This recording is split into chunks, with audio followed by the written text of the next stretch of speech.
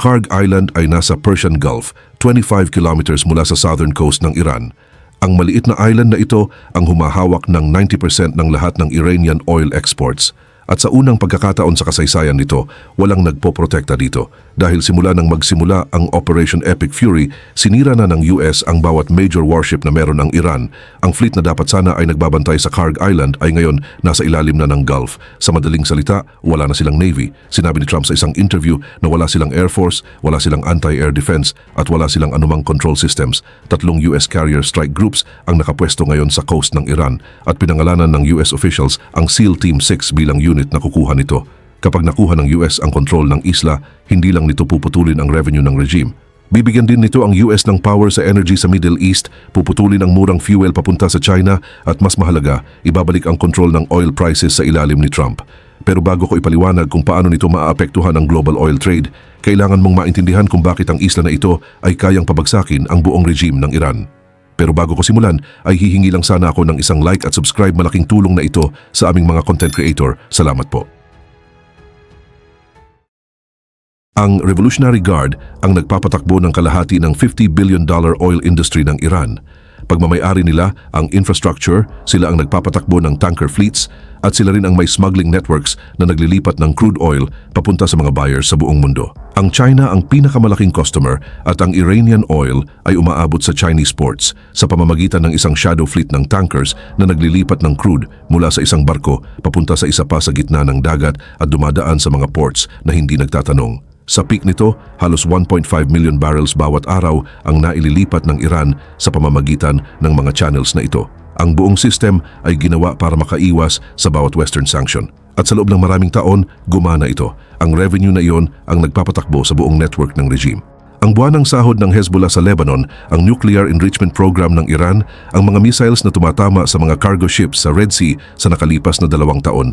Lahat ng iyon ay galing sa oil money at karamihan ng oil money na iyon ay galing sa Kharg Island. At nakita na natin kung ano ang nangyayari kapag naputol ang cash flow.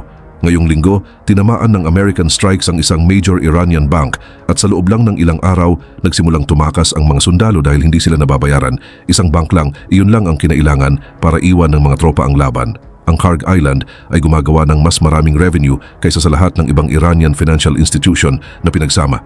At bawat dollar nito ay dumadaan sa parehong loading terminals sa parehong maliit na island. Kapag kinuha ito, hindi na makakabayad ang regime ng kahit isang payroll kahit saan. Kaya tahimik na naghahanda ang Iran sa pinakamasamang mangyayari. Ang satellite imagery mula sa isla ang nagsasabi ng kwento bago pa magsalita ang kahit sino sa Washington. Noong January 27, sa oil storage tanks ng island ay puno. Pagsapit ng March 7, 9 na lang. 6 na linggo nang mabilis na naglalabas ng crude oil ang Iran mula sa island at inililipat ang oil papunta sa mainland bago pa makarating ang US. Nagsimula ang pag-drain noong early February, mga weeks bago pa tumama ang unang American strike. Hindi maglalabas ng laman ang isang government sa sarili nitong pinakamahalagang asset kung hindi nito iniisip na may ibang kukuha nito. Ang mga tanks, ang loading facilities, ang infrastructure na nagkokonekta sa isla sa supertankers mula sa buong mundo. Sinisiguro ng Iran na kaunti lang ang matitira na maaaring kunin at ang inilalabas nila ay hindi napapalitan. Ang island ay itinayo ng American Oil Company na Amoco noong 1950s bilang export hub para sa Iranian crude. Sakop nito ang 20 kilometers lang, may humigit kumulang 8,200 na tao at kinuha ito ng Iran noong revolution ng 79. Hanggang 7 million barrels bawat araw ang dumadaan sa loading docks nito mula noon, dinadala mula sa oil fields ng Iran sa pamamagitan ng undersea pipelines na direktang galing sa mainland. Naging target na ang isla dati. Noong Iran-Iraq War, paulit-ulit na binomba ni Saddam Hussein ang island sa pagitan ng 1984 at 88, sinusubukang putulin ang oil revenue ng Iran para pahinain ang kanilang war effort. Ito ang nagpasimula ng tinawag na tanker war. Inaatake ang mga ships, tumaas ng sobra ang insurance rates at pabago-bago ang oil prices sa loob ng 4 years. Nakaligtas ang Iran sa campaign na iyon dahil may Navy pa silang nagpapatrol sa paligid ng waters at may Air Force pa silang nagbabantay sa himpapawid. Ngayon, wala na. Ang island ay konektado lang sa mainland sa pamamagitan ng mga undersea pipelines. Walang bridge, walang causeway, walang paraan para mabilis itong palakasin gamit ang land forces. Ang anumang defense ng isla ay mangangailangan ng 2 bagay na tinanggal na ng Operation Epic Fury. Kaya paano mo ito kukunin? Eksakto sa ganitong operasyon espesyal ang SEAL Team 6, isang isolated offshore island na walang air cover sa itaas, walang naval defense sa paligid at kaunting port workers lang. Ang mabilis na pagkuha ng isang fixed target gamit ang overwhelming force ang kanilang training. Ayon sa mga analysts, ito ay parang no-brainer dahil sa sobrang paghina ng military position ng Iran. At hindi bago ang ideyang ito. Si Trump ang unang nagbanggit ng pagkuha ng Iranian oil infrastructure noong 1988. Nagsalita siya tungkol dito sa mga interviews. Sinabing dapat kontrolin ng Amerika ang oil assets sa Persian Gulf, pero tinawag siyang reckless noon. Binanggit niya ito ulit sa mga sumunod na taon at palagi ang parehong idea. Kung sino ang may control sa oil, siya ang may control sa outcome. 38 years later, siya na ang commander-in-chief at lahat ng obstacle na meron noon sa 88 ay wala na ngayon. Noong 88, ang Persian Gulf ay contested water. May warships ang Iran, shore-based missiles at fighters na kayang abutin ang anumang force na lalapit.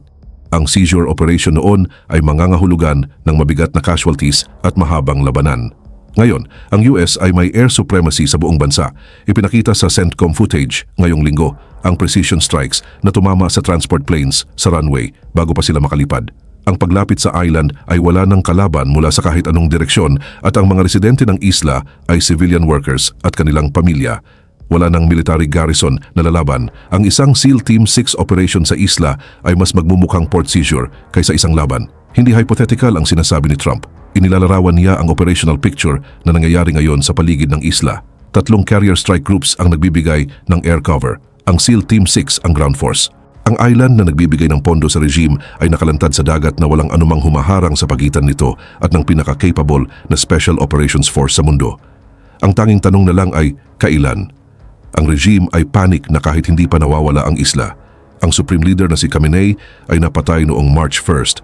Ang kanyang anak na si Mujtaba ay itinalaga bilang kapalit at sinasabing nagtatago sa ilalim ng lupa. Ang bagong Supreme Leader ng Iran ay nagpapatakbo ng bansa mula sa bunker. Ang BSIJ militia, ang loyalist street force ng regime na sa loob ng mga dekada ay tinakot ang ordinaryong Iranians para sumunod, ay hinahabol ngayon block by block sa Tehran. Ang checkpoints sa loob ng capital ay tinatamaan ng American strikes. Ang takot na nagpapanatili sa kapangyarihan ng regime ay nawawala ng mas mabilis pa kaysa sa kanilang military. Ang revenue ng isla ang tanging pumipigil sa total collapse. Sa sandaling huminto ito, hindi na kayang panatilihin ng Revolutionary Guard ang operations sa 4 countries. Hindi na nila kayang panatilihin ang security forces na kumukontrol sa mga Iranians at wala na ring dahilan para patuloy na tanggihan ng Tehran ang mga terms ng Amerika. Ang oil fields ng Iran ay nasusunog na 10 days matapos ang unang strikes at ang isang facility na maaring magpatuloy ng cash flow ay malapit ng kunin ng bansang umaatake dito. Nilinaw ni Trump na gusto niya ng higit pa sa island.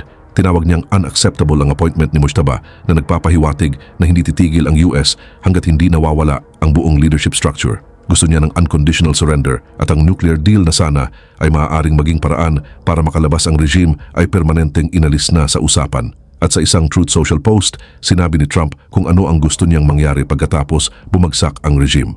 Ang mga allies ng Amerika ang magre-rebuild sa Iran para maging mas malaki, mas maganda at mas malakas kaysa noong nasa ilalim ito ng Ayatollahs. Kung wala ang revenue ng isla, wala nang magpapanatili sa kasalukuyang leadership para tumagal at lumaban sa mangyayaring iyon. Pero mas malaki pa ang epekto ng seizure kaysa sa pagtatapos ng war na ito. Ang isang American base sa isla ay magbibigay sa Washington ng permanent control sa pinakamahalagang export terminal sa Gulf. Ang China ay kumukuha ng 30% ng oil imports nito mula sa Persian Gulf. Ginagamit naman ng Russia ang Iranian oil routes para makaiwas sa sarili nitong sanctions. Parehong magwawakas ang arrangements na iyon sa araw na magtanim ng flag ang US sa island na iyon. Sa unang pagkakataon, magkakaroon ng Amerika ng permanent military base sa isang major oil choke point na may direktang oversight sa tanker traffic na dumadaan sa Persian Gulf. Iyon ay magbabago sa energy conversation sa Middle East kahit matapos na ang war na ito, at para kay Trump, may mas mabilis na reward. Ang oil prices ay umakyat na lampas sa $100 bawat barrel mula nang magsimula ang war. Ang pagkuha sa Kharg Island at pagkontrol sa output nito ay magbibigay sa White House ng direct influence sa global energy prices sa panahon na tinitingnan ng American consumers ang presyo sa gas pump. Ang tanging dahilan kung bakit posible ang lahat ng ito ay ang ginawa na ng 12 days ng American strikes. Ang Kharg Island operation ang magiging finishing move sa campaign na nagtanggal na sa lahat ng ibang kakayahan ng Iran at sinusuportahan iyon ng numbers. 5,500 targets ang tinamaan mula nang magsimula ang war. Kinumpirma ng IDF Chief of Staff na si Lieutenant General Al-Zamir na 80% ng air defenses ng Iran ang nawasak kasama ang 60% ng missile launchers nito. Ang drone at ballistic missile launches ay bumagsak ng malaki, down 83% at 92% mula noong unang araw ng war. Nawasak na ang nuclear facilities ng Iran. Sinimulan ng Iran ang conflict na ito sa pamamagitan ng pagpapadala ng hundreds ng missiles at drones sa American bases sa buong region. Ngayon ay hirap na silang magpadala kahit kaunti. Ang US ay lumipat na sa bagong phase ng targeting na nagpapakita kung saan ito papunta. Ang American aircraft ay lumipat na sa mga factories na gumagawa ng kapalit, mga missile production plants, drone assembly facilities, weapon storage depots, at ang industrial base na magbibigay sa Iran ng kakayahang mag-rebuild kahit makaligtas ito sa war na ito. Ang capability na iyon ay binubura. Bawat araw na nagpapatuloy ang bombing, mas lumiliit ang kakayahan ng Iran na buuin ulit ang military nito. Sinisiguro ng US na ang bansang ito ay hindi na kailanman magiging banta sa region. Samantala, ang mga pagtatangka ng Iran na gumanti ay nagiging desperado. Ang regime ay humingi ng paumanhin sa kanilang Gulf neighbors ngayong linggo dahil aksidente nila itong nabomba sa panahon ng retaliatory strikes. Ilang oras lang ang lumipas, naglunsad sila ng panibagong attacks sa Kuwait, Bahrain at UAE. Ang isang government na hindi kayang ayusin ang sarili nitong apology ay isang government na nawalan na ng control sa sarili nitong war. Nagbanta rin ang Iran na susunugin ang anumang ship na dadaan sa Strait of Hormuz, isang waterway na nagdadala ng humigit kumulang $600 billion na energy trade bawat taon at nagsisilbing main artery ng Gulf oil exports papunta sa ibang bahagi ng mundo. Pero mahigit 60 Iranian vessels na ang nalubog, kabilang ang 16 mine layers na winasak sa loob ng isang araw malapit mismo sa strait. Ang huling card na pwedeng gamitin ng Iran ay wala na at nakikita rin iyon ng buong mundo. 400 million barrels ng oil reserves ang inilabas para patatagin ang energy markets, ang pinakamalaking coordinated release sa loob ng maraming taon. Malinaw na nabrief ng US ang mga partners nito tungkol sa timeline ng KG ng mas maaga pa. Ang markets ay pinapatatag bago ang operation, hindi pagkatapos. Kinumpirma mismo ito ni Trump ngayong linggo. Ayon kay Trump, ang Iran ay halos nasa dulo na ng linya, halos tapos na ang military campaign. Lahat ng kailangang mangyari bago ang KG ay nangyari na. 3 bagay ang dapat bantayan sa susunod na 48 hours. Kung ibibigay ni Trump ang order para sa Kharg Island at kung ang SEAL Team 6 ay nasa posisyon na, kung susubukan ng Iran na sirain ang sariling infrastructure ng island bago ito makuha ng Amerika dahil ang 6 weeks na pag-drain ng oil tanks ay nagpapakita na iniisip na nila ito. At kung ang paglipat mula sa pag-target sa military ng Iran papunta sa mga factories at pera nito ay ibig sabihin na lumipat na ang US mula sa fighting phase papunta sa finishing phase ng tuluyan. Wala na ang military ng Iran. Ang pera naman ang susunod. Ang natitirang tanong na lang ay kung alin ang mauunang mawala.